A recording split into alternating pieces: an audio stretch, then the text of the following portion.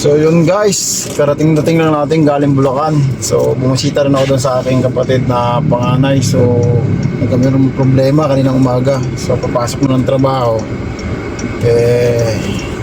na-disgrasya pa. At nabali yung dito niya. So yun, mahal na araw na aksidente siya. So kailangan i-kuhan siya ata, lagyan ng brace. So ngayon naman nabisita na natin si kuya.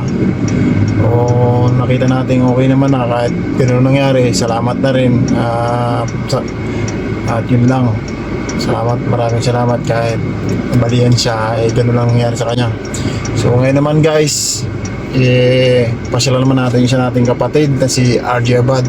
So kaarawan niya ngayon, saktong-sakto, mahal na araw.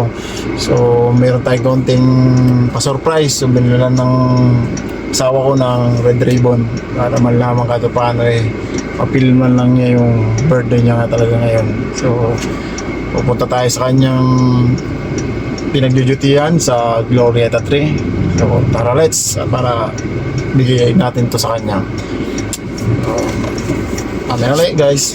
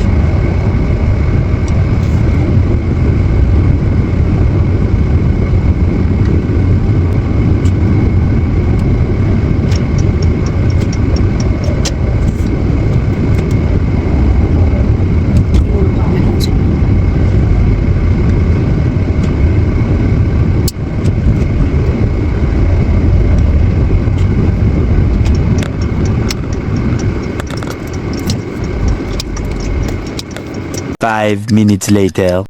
So yun ang aming bibigay kay RJ. Palabas na rin siya. So birthday nga pala niya. Happy birthday tol.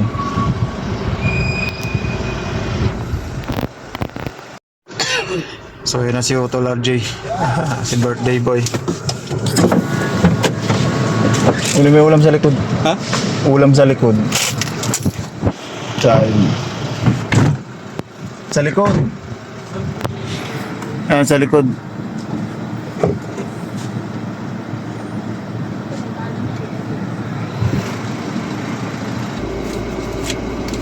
Hindi ka uwi. Nakakuan. Pasig. Kakaunti naman yan, hindi, pero pag salusaluhan nyo na rin. Happy birthday na lang. Kay kuya yung ano. Sige to, happy birthday. Makiramdam. Ha? Hindi. Buha ko sa... Mabili pa kami electric fan. Mami bibinta ka dyan electric fan. Yung aircon ni nandun pa pala, hindi mo ginagamit. So hinahanap pa rin namin ng buyer. Sakali din. Kausapin niya Elma yung kuha niya. Pwede na yan. Sige na.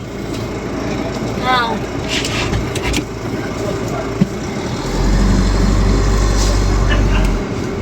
Ang dami electric fan. Balak ko sa mayroon bukas.